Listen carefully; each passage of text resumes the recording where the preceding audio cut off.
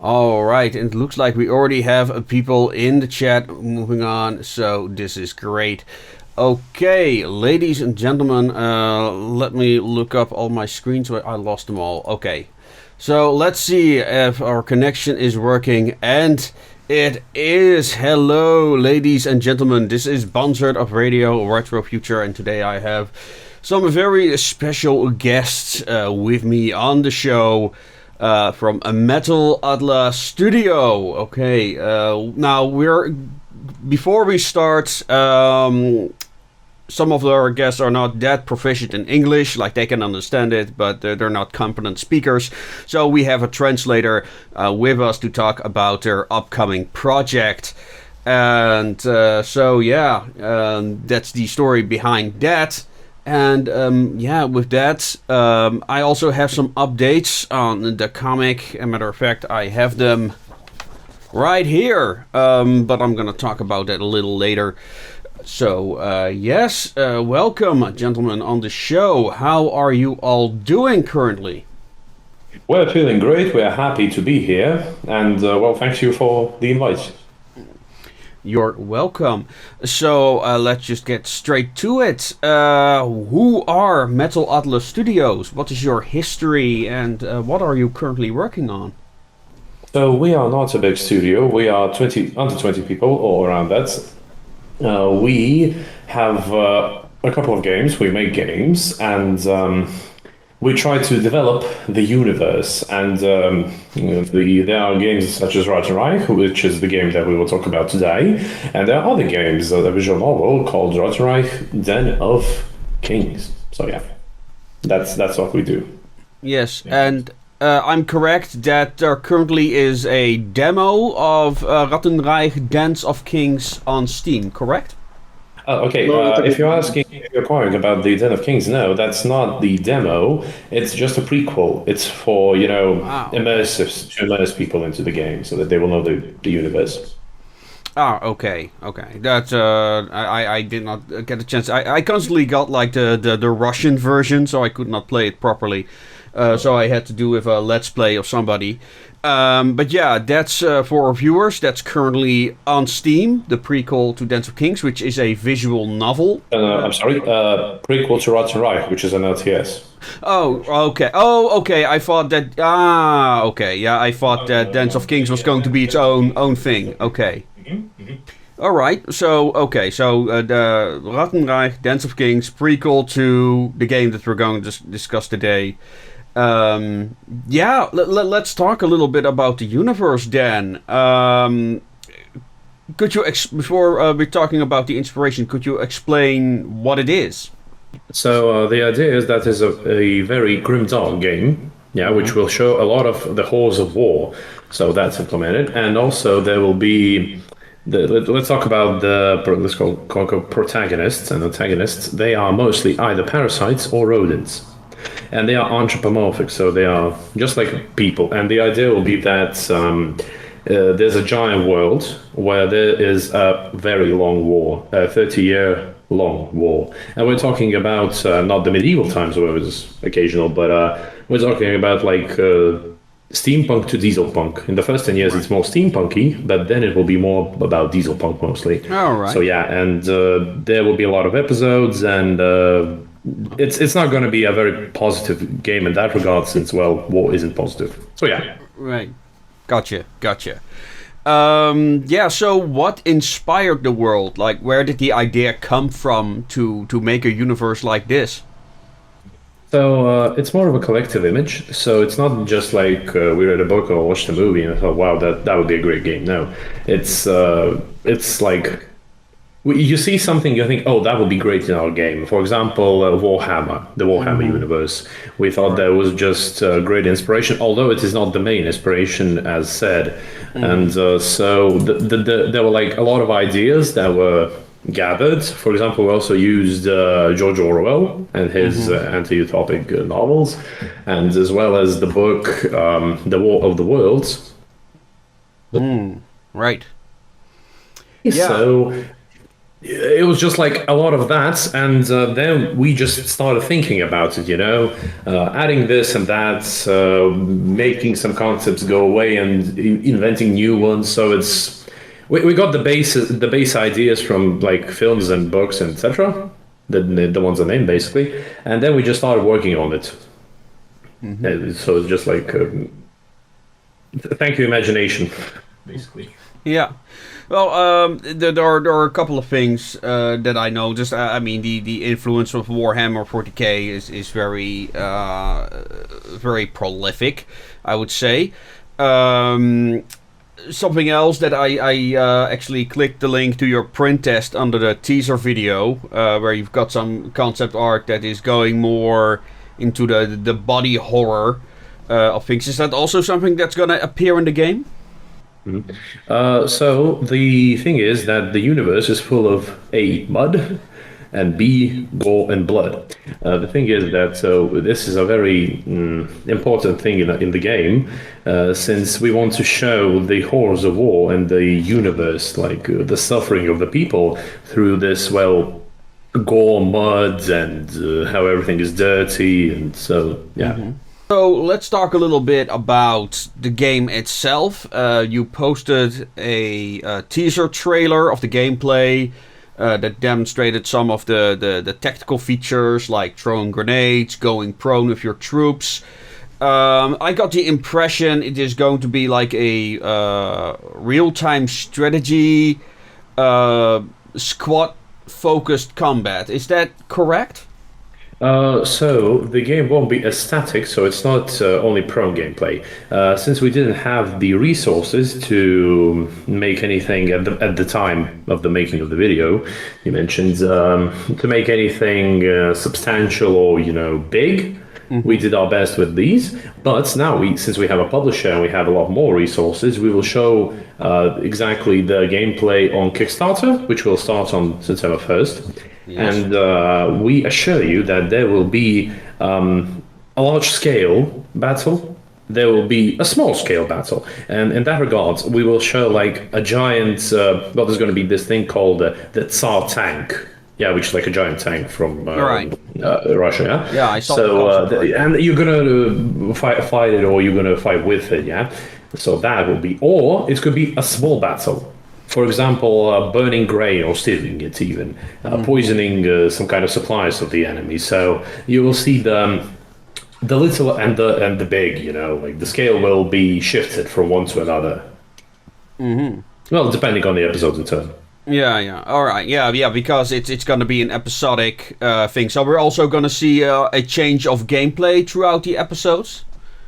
Yeah, it depends on the episode, as said. So, for example, again, if we have a mission where you have to, I don't know, infiltrate behind the enemy lines, it's just logical that you won't have a giant unit with giant big explosive guns. Okay, right. Darker. No, of course not. It's just not common sense, Mm-hmm. So, yeah.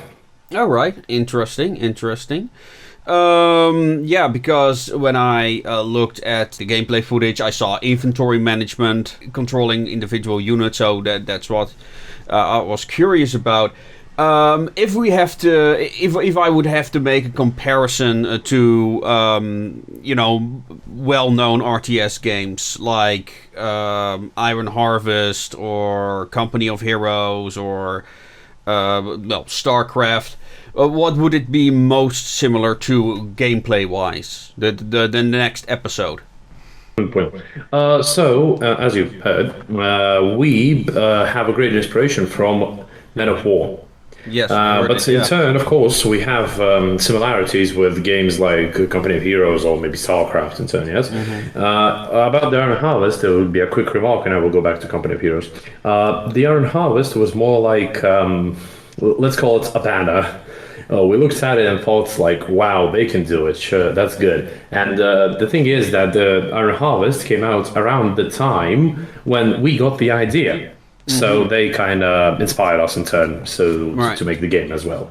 And about the Company of Heroes, our game will be a little bit more in depth in that regard that it will have a lot more microcontrol, and it will be better than in company of heroes. We'll try to improve on the legendary series, of course, that we really like.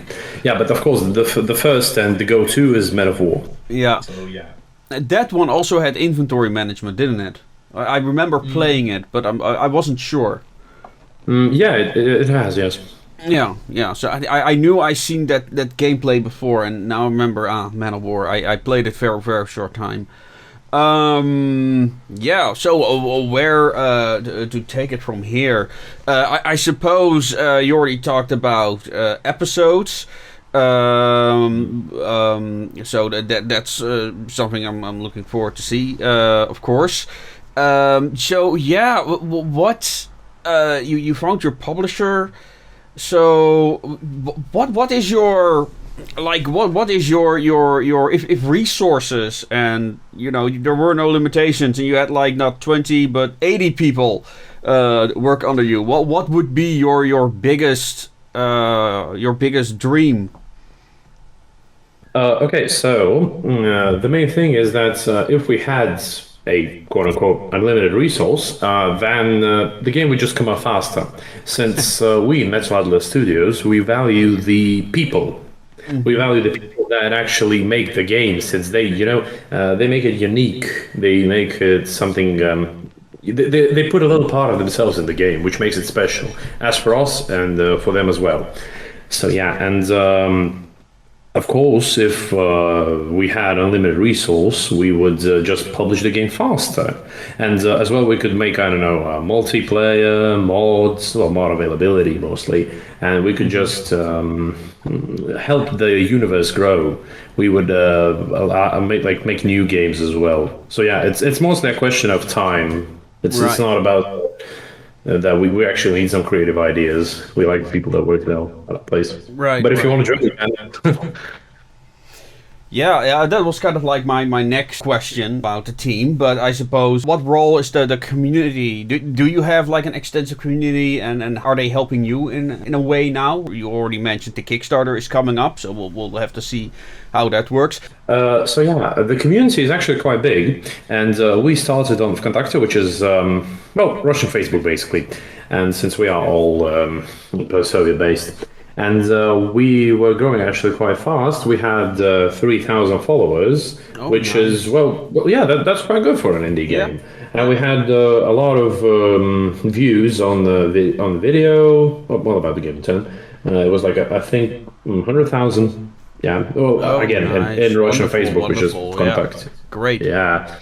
And about the, let's call it the community extensions, we always get some kind of messages about, maybe you should put this in the game, maybe you should make that in the game. Sometimes people actually send us concept arts that they make. Nice. There were a couple of people that actually made music that they would like. And they also sometimes send models of weapons that they think we could use. Well, they find some kind of like blueprints or something.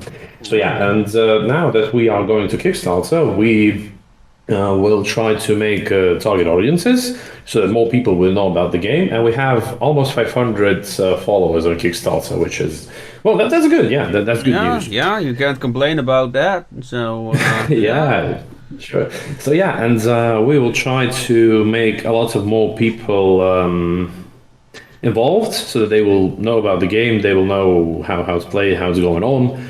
And yeah, that's the main gist of it. All right. It's unfortunate we have the language barrier, so it's a bit hard for me to bounce off of you any remarks and questions or observations. However, are there things you still want to talk about, or things you want to ask me, or is there something you still want to discuss? Like, this is something that our audience really needs to know. We want to ask, how did you get the idea for the channel? Well, since the steampunk theme is quite actually interesting, and we also have it in the game, so we would like to know how you got the idea. How did I get the idea? So that's a bit of a long story. Retrofuturism is something that I've done all my life. I just did not have a community for it. I did reenactment for 14 years, medieval. So that's what I did with the historic input. But in the meantime, I was always a big fan of science fiction, Ghost in the Shell in particular, Warhammer, of course, which I also did. And then I started writing. Despite my dyslexia, I met a counselor that really pushed me to write. So I did. Now my novel's coming out next month, if everything goes all right. And also, now I'm discuss the comic, the first print. I have. If you're really enthusiastic and you can't wait, you can PM me on Facebook or Discord, and I'll see if we can arrange it. I can submit them to you. What else? So yeah, and one day, because I was writing in a kind of like fantasy, science fiction with a lot of historical elements, which is kind of like what the steampunk genre is known for. I went to an event that happened to be nearby called Emporium Vernesk. It was a small steampunk convention in the Netherlands which lasted about 3 years, 4 years perhaps.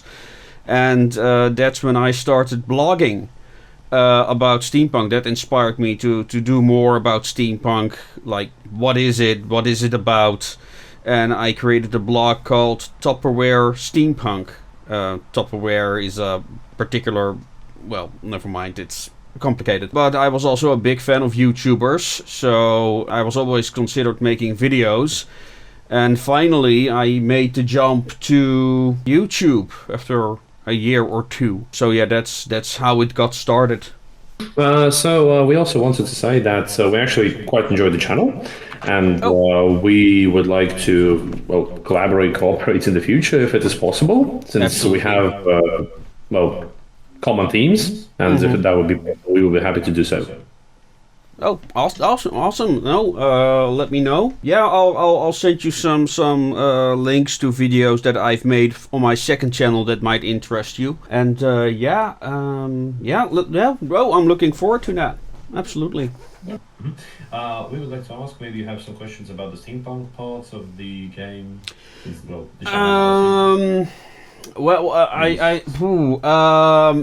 you know, when I talk about steampunk, I often talk about like, you know, where does the inspiration come from, you know, and in Dance of Kings I saw the Renault FT-17 tank, which is, you know, one tank I like to do something with myself because it has like all those elements to be like a good steampunk vehicle. In the what was it? Was it the teaser trailer with the story? You could see some inspiration from the the German World War One tank. What was that? The AV-1 from the top of my head. So yeah, I really enjoy seeing all those historical references. I also mentioned like the body horror, where you could say, oh, there are some inspirations from those science fiction games. So yeah, maybe that's a good question. Was there any particular science fiction that inspired your world? Well, first of all, we wanted to say that we wanted to make a realistic steampunk, and the main inspiration for the steampunk part was the anime Steam Boy. Yeah. Since Steam Boy is realistic in that regards, that if Diesel didn't become as popular, that would, well, in our vision, that would be how the world would look. Mm-hmm. So it's not, over the top. So it's still like realistic. Still, well, people are people. It's just Steam. So yeah, that's the main idea. Also, we would like to mention as an inspiration Orwell's 1984, since it has the anti-utopic, just like the idea. And of course, we moved on from the book. It was just like the basis for the inspiration, and that's what we would like to talk about. We're not trying exactly to make something that has been made already. We are trying to make an original universe that is, alive, and it's, logical. For example, we have this faction. It's called the Tsar, the Roaches. Yeah, and the Roaches are, quite conservative, and they do not move to dieselpunk at all in the whole game.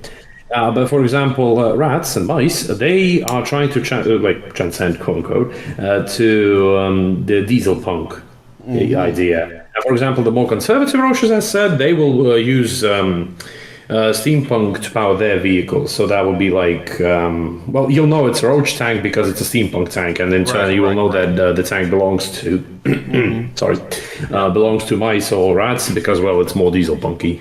Yeah, no, that's I mean the fun thing about retrofuturism. You can use like historical references and styles to distinguish various factions, like you said, for example. And I myself like to play with that as well. Are you, if you're familiar, not familiar yet with Lost Exile, I also recommend you watch that because they also work heavily with aesthetic differences between the factions, but also how they designed their airships is very unique. But no, I absolutely love the idea of like this dieselpunk versus steampunk idea. The thing is that we would like to show the difference between warfare. We would like to show that there will be battles who will be like in, for example, forests. There will be battle who are more in the villages. And the thing is, with villages, you will see as the player, as the war progresses, how the village grows and modifies, if we can say that. Since the villages won't be modern from the start, as we all know, some kind of deep village that doesn't have the access to technology, well, they won't have it at the start of the war. But as the war goes on, as the technology advances, they will get in turn. Well, for example, the steampunk, basically, some kind of the vehicles that they can transport and do their daily life more easily. Also, there will be battles in cities, which we will try to realize as best we can, since, in our opinion, the city battles aren't really realized in all the good RTSs. They don't get enough attention. They're not as deep as we would see them. As well, of course, you will see the daily life in a city where the steampunk, the dieselpunk, yada yada. And also we'll have naval battles. We'll have naval battles since we have ships in the game. And also we will have a lot of trench warfare as well. Since the game is inspired by the First World War, partially, we'll have a lot of trench warfare, so gameplay-wise you will have that, as well as we would like to include the assault of giant fortresses, so that the player will get the feel of something gigantic that they're conquering or defending. So you're really going for the Warhammer 40k feeling. Well, we won't try as big as Warhammer, since Warhammer is actually giants, but we will try to make them big, since the idea is that you will have battles in said villages, and you will have battles in 100-year-old cities who are just big. They're the centers of economy, factories, and etc., etc. So they will, of course, have fortifications. They will have the big walls, the big guns, which is, again, logical. So, yeah. All right. We're almost 40 minutes in. I want to go to the ending. Is there one last thing you want to talk about? Let's start there. We would just like to add for the viewers that there are lots of links in the video description, and if you're actually interested in the game, please do click on them and have a look at the Kickstarter. We would be very thankful, of course, if you would subscribe to and follow. And on the 1st of September, maybe even donate if you like the game that much. We're not pushing it. So we are thankful for the clout, all in all. So yeah, and we are, Metal Adler Studios, we are very thankful to you as the host for hosting us, for going on this year. You're welcome. It was a pleasure. All right. Yeah, comic, the first print is done. If you are interested, you can order them with me personally. I've got both German and English at the moment. And hopefully, if the things go as planned, I might be able to publish both the novel and the comic officially next month. And with that, I would like to give the word to our guests. Do you have some words of inspiration for our viewers? We would like to tell the viewers that never stop dreaming, please watch the films, watch no, sorry, read the books, watch the films, do whatever you like, and please do not be afraid of being creative. So yeah, that's Yes. what we would like to say. All right, great words. I put all the links that Metal Alta has sent me down in the description, so you should find it all there. And with that, ladies and gentlemen, we're gonna end this episode. I'm trying to get some more guests on recently. It's been a while since I did these interviews, so yeah. With that being said, ladies and gentlemen, as always, make things your way, and good night.